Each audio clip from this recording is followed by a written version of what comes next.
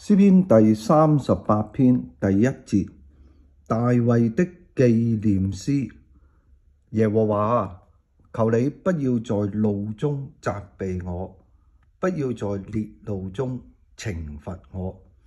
喺呢一篇詩咧個題目咧就係大衛的紀念詩啊，因為咧喺希伯來文嗰個標題咧就有嗰個紀念或者係回憶嗰個即係嗰個字喺度，咁所以呢個題目咧就係大衛佢寫嘅詩，特別咧喺佢自己嘅回憶嘅裏邊。咁喺呢度咧就第一節咧就係一個嘅祈禱。咁大衛咧就用我同你嗰個嘅關係咧向耶和華去禱求。咁個祈禱嘅內容咧就係求你不要在怒中責備我。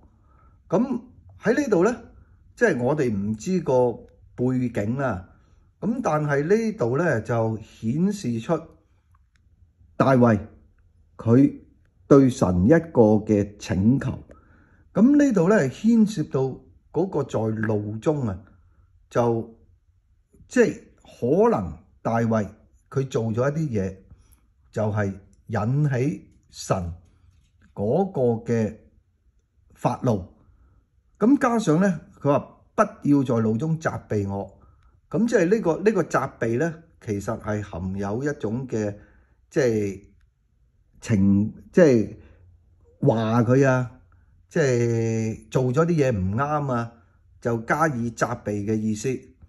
咁啊，跟住另外嗰句咧，其實就係平衡前面嗰句嘅，都係咧即係一個嘅請求，就係不要在烈怒中懲罰我。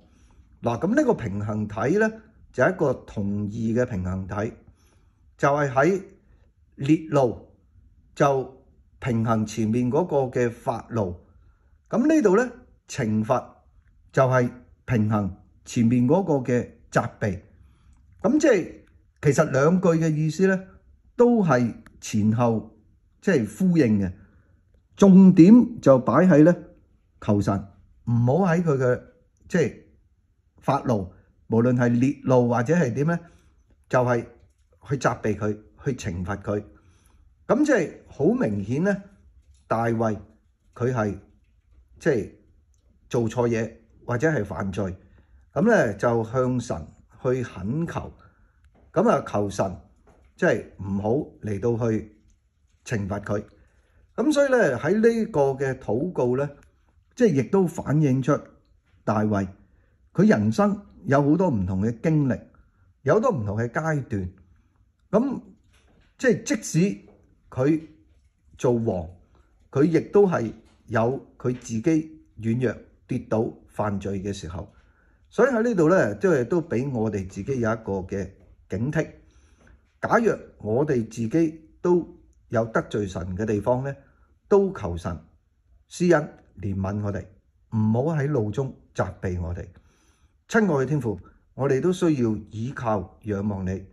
特別我哋睇到大衛佢喺呢一篇詩一開始發出嗰個禱告，求神就唔好喺怒中嗰度責備佢懲罰佢。